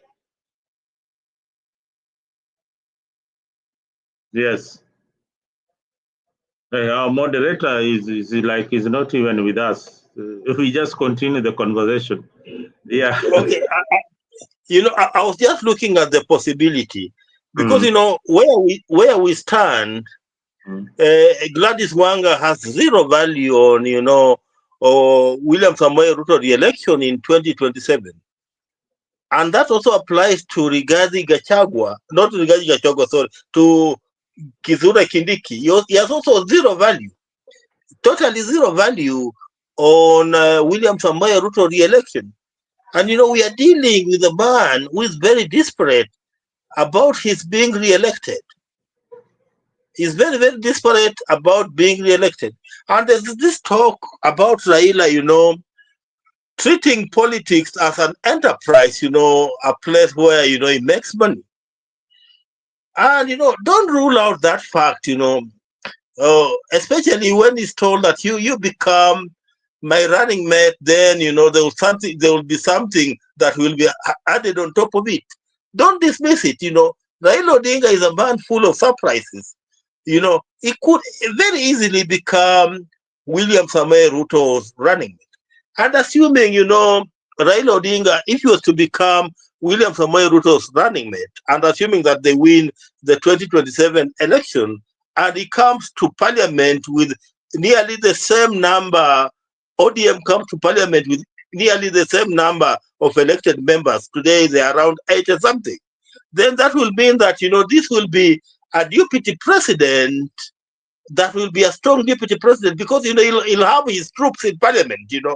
Unlike Rigathi Gachagua, who never had his troops. So unlike Rigathi Gachagua, Raila could end up becoming a strong deputy president in this country, a man who will be calling shots. So don't I'm not saying that it will happen, but the Raila that I know, you know, it's never it's never until it's never. So you cannot dismiss it. You know, he can play to any ball, and you know, looking at his age, he would be 82 years in 2027. You know, Raila Odinga, if he was to be convinced by William Ruto, there is a possibility that you know he could pick that position, and if they were lucky to be re-elected, then he could end up becoming a very powerful deputy president, just like the way William Ruto was. Because you know William Ruto was a powerful deputy president because he enjoyed his numbers in parliament.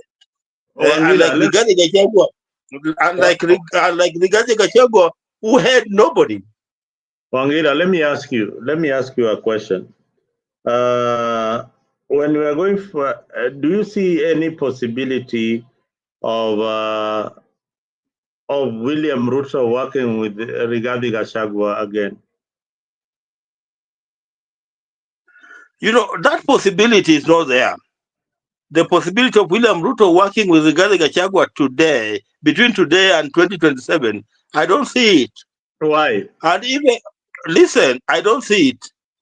And you know, it's not largely because of Rigathi Gachagua as a person. It's largely because of the community where Rigathi Gachagua comes from. You know, the people of Mount Kenya withdrew their support from William Ruto, and it does not matter. Even if Rigathi Gachagua was to join William Ruto today, the people of Mount Kenya will not follow him there. You know, that's the dilemma that, you know, William Ruto faces in Mount Kenya. You know, it is the same question, you know, you'll be asking me the value that, you know, Kithure Kindiki is adding on William Ruto's, you know, political table. The reason why William Ruto appointed, you know, regarding Kithure Kindiki to replace Rigathi Gachagua, you know, there was an assumption that the people of, you know, Mount Kenya is that forms, you know, Tharaka Nithi and Embu, largely Tharaka Nithi, Embu and Meru, were going, you know, to go into UDA basket. And, you know, unfortunately, it has not worked. I go to Meru many times. My son studies in Jogoria. And, you know, you talk to border guys. You go to small markets like Barima, you go to Chuka, and you listen to the way people are talking, and you discover that, you know, William Ruto does not have a single vote in, you know, that particular area. You go to Embu town, you know, it's even worse. They don't want to listen about William Ruto. So whether Rigathi Gachagua decides to join William Ruto or not, it's not going to add any political currency to him, because the people left William Ruto for the reasons they know best.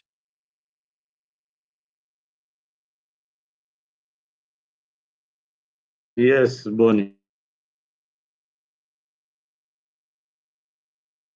William Ruto is left by the mountain. But Ruto might work with Raila Odinga for 2027, maybe. They're saying that, Zalendo. Kindiki atoke, Raila Ruto cannot. Raila, you see, that's what we have been talking about. The mixed signals in ODM. I've told you here that Raila Odinga and William Ruto, the relationship is not accepted entirely in ODM party. The Secretary General of the party is called Edwin Sifuna, has dismissed any possible alliance with UDA, and he has said that the ODM party will work with like-minded political movements. That is why Raila is meeting Kalonzo to now start charting the way forward for Azimio.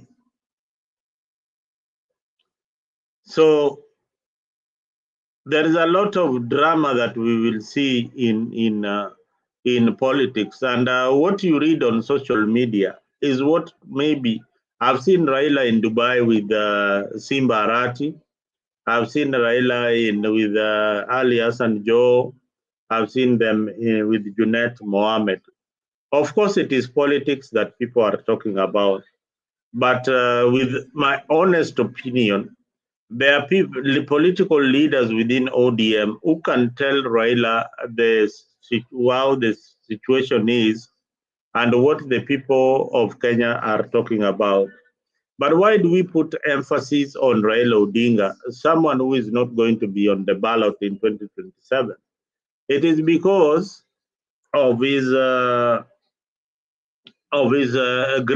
grassroots network and of his stronghold political base, that is Nyanza and parts of Western region. So these are the regions in question. If we were somewhere in America, then you'll be told that regions like Nyanza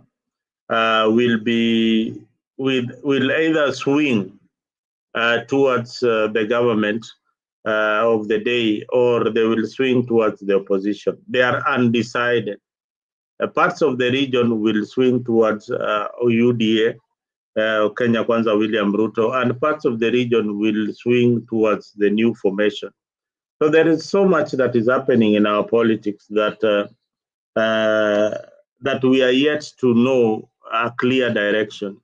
Like in Western region, I say each and every time that if there is a new formation that the people of Kenya would align themselves with, is a president who is more of a technocrat than a politician. That one we will vote for 100%. But the political figures led by what we see each and every day cannot produce the kind of presidency the Kenya needs at the moment. Nangira, what do you think about that? The kind of politicians that we see around, can they produce the kind of president that Kenya needs in regards to what is happening around the world? You know, that's a very valid question, and you know where we stand. You know, the crop of politicians that we have are what I call, you know, the old wine that cannot fit in the new wineskin, and you know that's the problem that we generally have in this country. So I agree with you entirely that we need to have somebody, a new person who is, you know, less political and more with less political but more of a technocrat. And you know where we stand, and you know I've been telling many people that, you know, where we stand. Majority of the people of Kenya are saying that they are not ready to vote for William Ruto again. That's what majority of people are saying. In fact, if you ask them, they will tell you that we know who we are not going to vote for. But you know who we don't know is the person we are going to vote for. Who we are not going to vote for, we already know. That's William Ruto. Who we are going to vote for, already, as we stand now, we are not sure who that person will be. So let me use, you know, I'm spiritual. By grace of God, if such a character was to crop up, a person who is less political in thinking, but more of a technocrat, if he was to crop up, and where things stand, and let me tell you, I speak to people across the board, and you know, for the first time, you know, I've started seeing less tribal politics and more reflection, you know, around good governance. Because majority of people of Kenya are saying that, you know, we want a leader who can govern this country well, irrespective of whether it's a Bajuni, whether it's a Turkana, or whether it's a Munyala from Budalangi, where I come from. You know, so long as that person can govern us, you know, we don't care about his tribe. And that's what people are saying. In fact, I was in a bus going to Chogoria the other day. You know, there's a bus called Silver Line. Then I was in that bus, and I was just sitting somewhere, and I was just listening to the way my brothers in Mount Kenya were discussing among themselves and saying, you know, this time we don't care who we are going to vote for. But so long as we can get the right person, who is going to propel this country to where it's supposed to go, then we shall vote for that person. So that thinking is already there. So, it's now for that person to come out so that we can identify with him. Immediately we can get the right person to identify with. Then I tell you that, William Ruto's goose will be as good as cooked. Yeah, I think that is the conversation that we need to start saying that, okay, fine, we don't want Kalonzo, we don't want Raila, we don't want anything in the political circle. But the opposition that is in Azimio, the ones who are not in government, they need to now even contract a company like PricewaterhouseCoopers to come up with a candidate who has got qualities of a good leader, somebody with integrity, somebody who has got vision. In fact, there have been talks about, the former Chief Justice, Maraga. Given his records as the Chief Justice of the Republic of Kenya for the time he was there, he came out as a guy of high integrity. And there have been guys who have been trying to sell, Maraga to become, the most acceptable presidential candidate for 2027. And, there are people who have already reached to him. So let us see how it will play out. And, if you can get a character like, for example, Maraga was firm. He's a person who even says to Uhuru Kenyatta, despite the fact that Uhuru Kenyatta was the president of the Republic of Kenya, head on. You know what I want. This is how this thing should work. Huh? You see all these people who want to be presidents of Kenya, and they are already, decided that, hey, me, I want to be the president.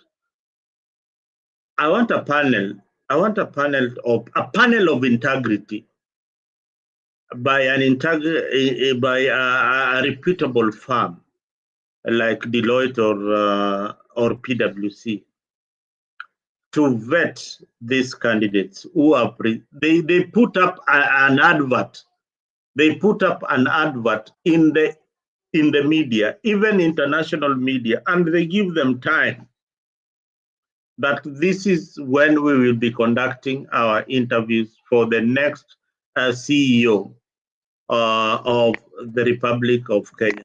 Then people present themselves, even those who are vying at the moment.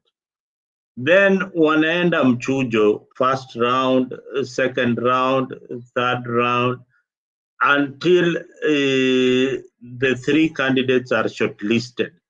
Now, the three candidates who will be shortlisted will go for a debate in front of the public so that they are presented to us to make a choice on the president of the Republic of Kenya. That way, the general public will be part of the process, and eventually we get the candidates that we want. That is the only way that can save this country.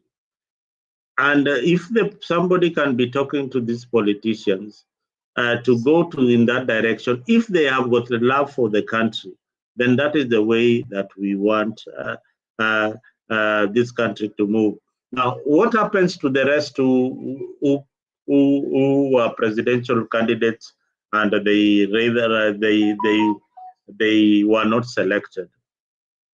We tell them, okay, fine.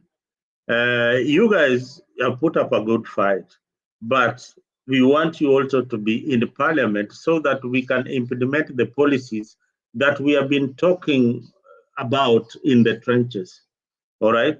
You vie for whatever seat that you want, governor, nani, articulate your policies and also be in government. Ukuje kama hata MP and all that, be there so that you represent your people. So when it comes to elections, when you lost that bid to be selected the presidential candidate, you've got an option of vying for a governor.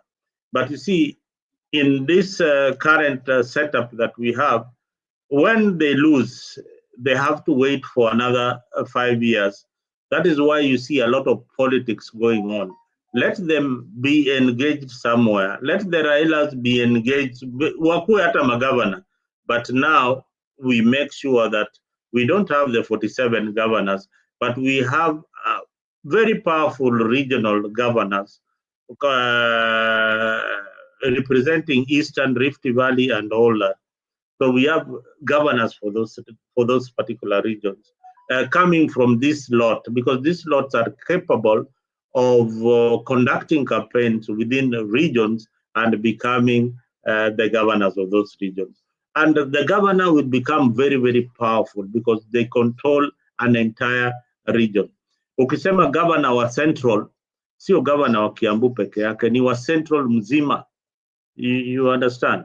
So that is somebody who is very, very powerful. So that we kill this politics that always happen after elections. That we go for an election, people are dissatisfied with the results, and we are there up and down, criticizing the government that has been elected.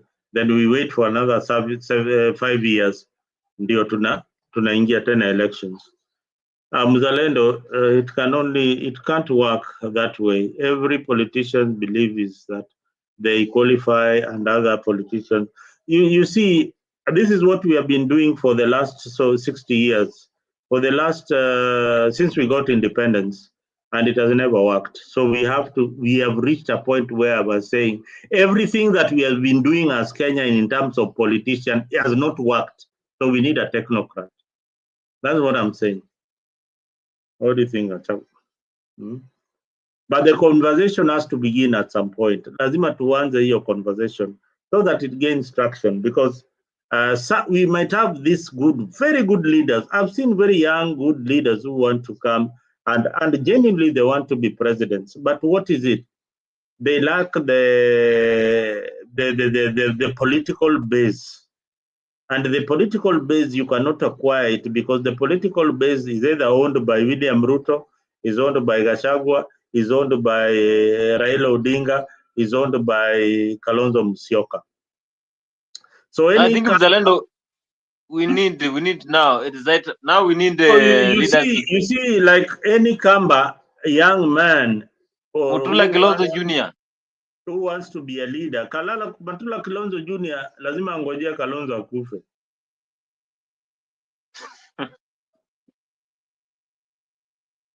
Unaona shida hiyo?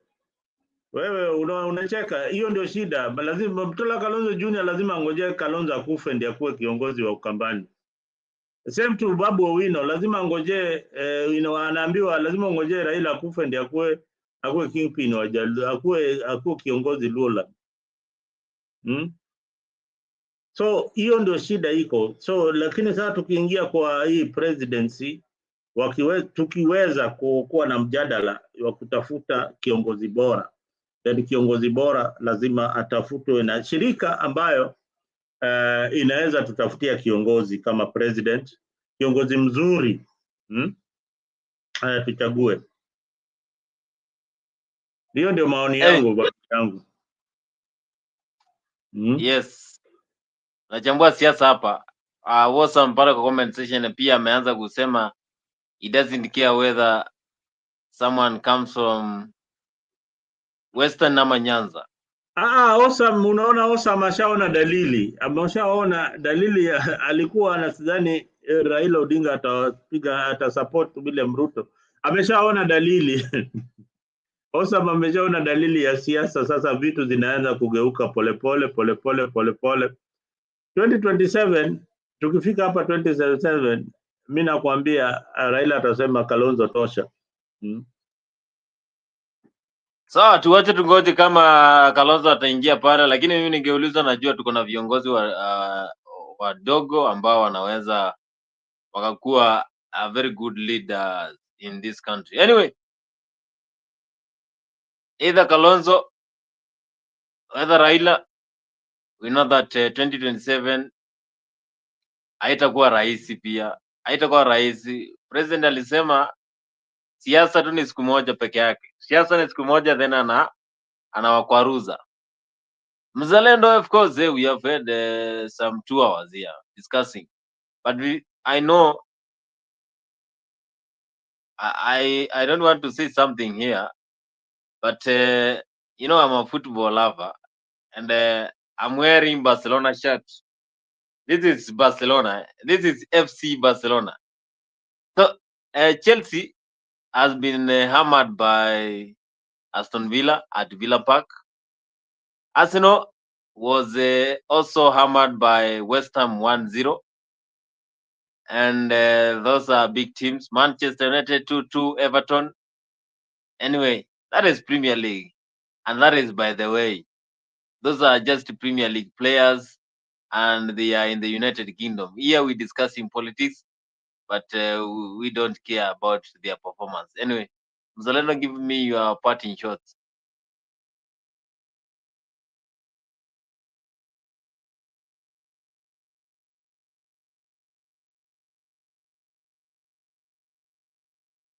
Commute, bana.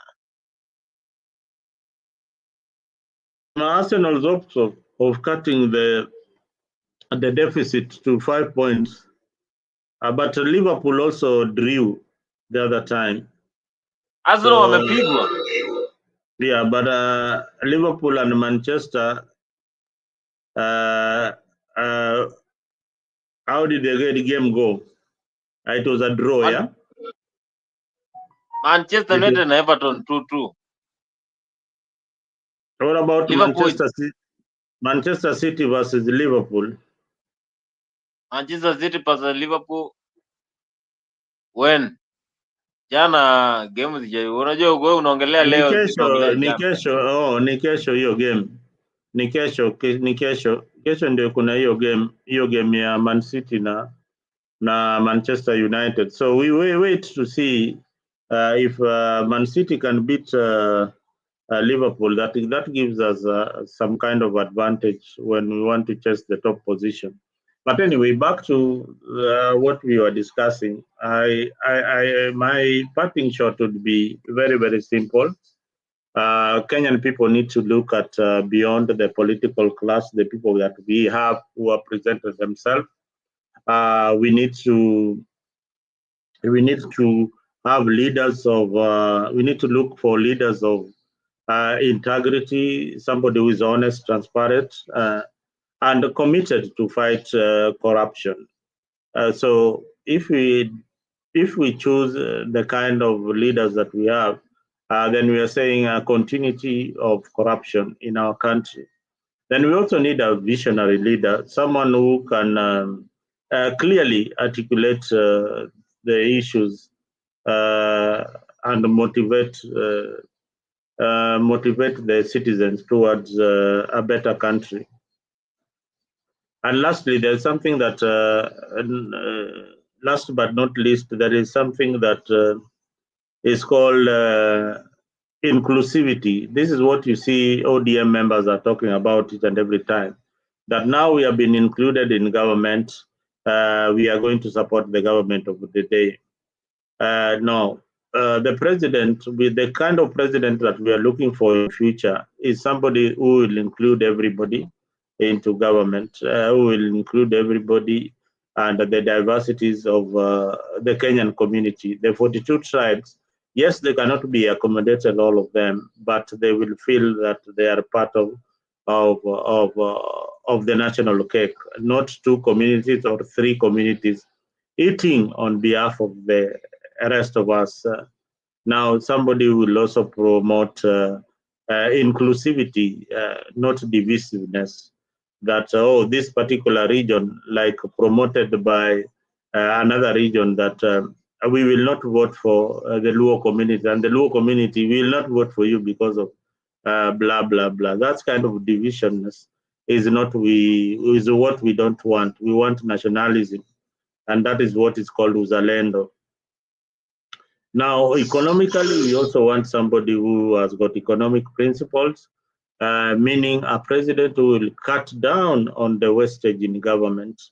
There is a lot of wasting coming from the Kenyan government, the way it is. I don't blame William Ruto.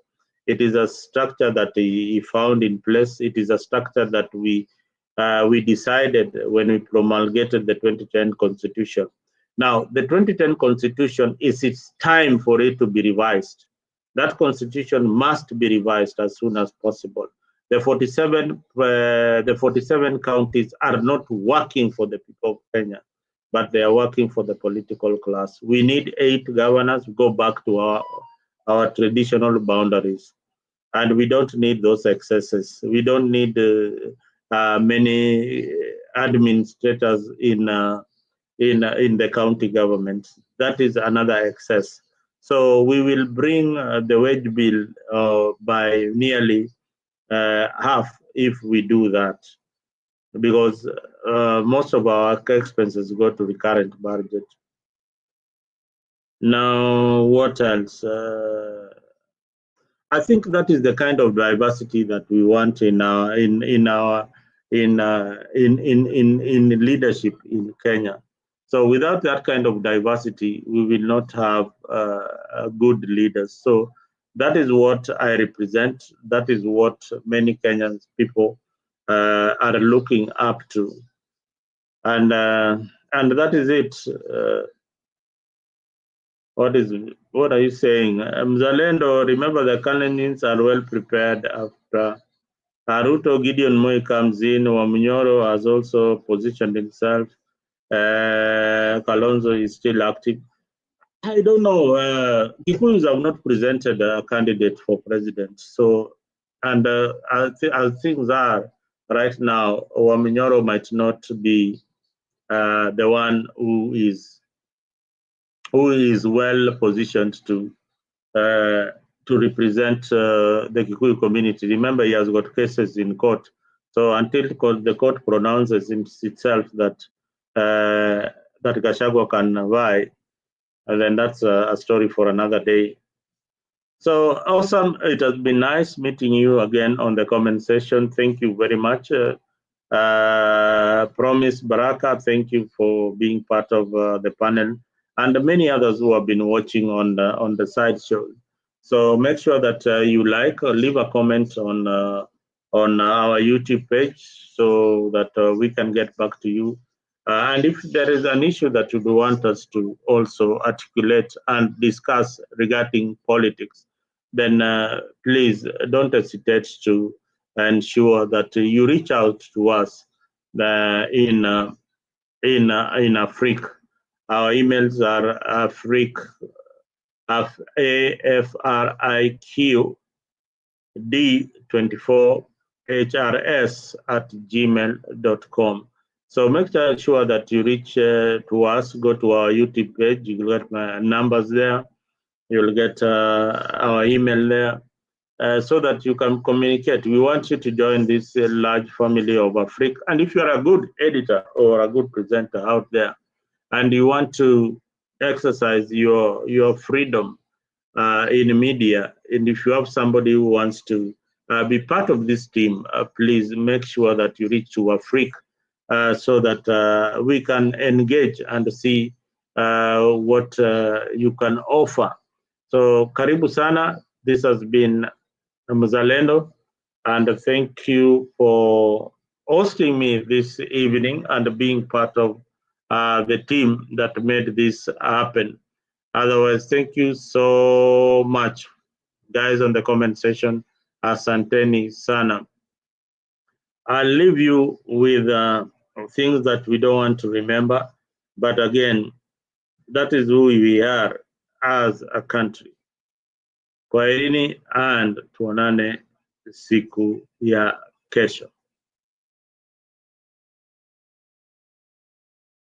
Mungu nguvu yetu, ilete baraka kwetu, hakiliwe ngao na mlinzi, na tukae na udugu, amani na uhuru, na watupate na ustawi. Amkeni ndugu zetu, tufanye sote bidii, nasi tujitoe kwa nguvu. Kenya tunayoipenda, tuwe tayari kuilinda na tujenge taifa letu. Ndio wajibu wetu. Kenya istahili heshima, tuungane mikono pamoja kazini, kila siku tuwe na shukrani.